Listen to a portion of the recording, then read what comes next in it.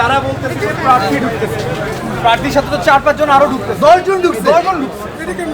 এই জিনিসটা তো মানে তারা তো নিয়ম বানাইছে। সকাল থেকে এখনো ভিতরে আছে, আপনারা জান মিডিয়া যা দেখেন তার সাথে আছে কিনা।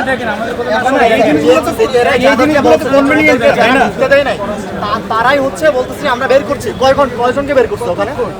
একটা মানুষ ওখানে বের হয় নাই। তাহলে যদি রুলস যদি অ্যাপ্লাই হয় সবার জন্য হোক, যারা বিবি প্রার্থী তার জন্য হবে, যারা এখানে যারা নিচের লেভেলে আছে অন্যান্য পদে যারা আছে তো তাদের ক্ষেত্রে দায়িত্ব দিতে দেবে না।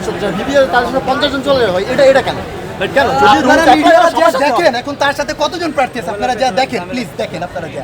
আমিও তো ওনার সাথে, আমি ভাই প্রার্থী, তার সাথে প্রার্থী রয়েছিল সাদিক কায়েম ভাইয়ের সাথে। কথা হচ্ছে একটু 10 মিনিট আগে কাউকে ঢুকতে দেওয়া হচ্ছিল না। আচ্ছা, তারপরে বলা হলো আমরা শুধু প্রার্থীদেরকে ঢুকতে দিচ্ছি। ওকে, ফাইন, প্রার্থীদেরকে ঢুকতে দেন।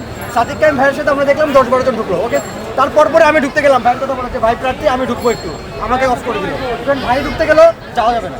এগুলো কি পার্সিয়ালিটি কেন হচ্ছে? বিএনসিসির মতো স্টুডেন্ট যারা কাজ করতেছে ক্যাম্পাসে রয়ে তারা যদি এরকম পার্সিয়ালিটি করে তাহলে অন্যান্য স্টুডেন্ট কি করবে?